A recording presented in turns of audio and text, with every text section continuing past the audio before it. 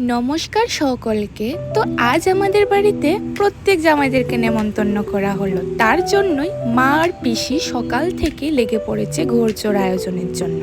রান্না করলো মাছের কালিয়া, মুড়ি ঘন্ট, চিকেন ভাজা, ডাল, টক। আর এই দুজন হলো আমার দিদা, আর এটা হলো আমার পিসাতো ভাই আর পিসাতো বোনরাও এসে পড়েছে, তার সঙ্গে পিসিও এসেছে, বোন পুতো এসেছে।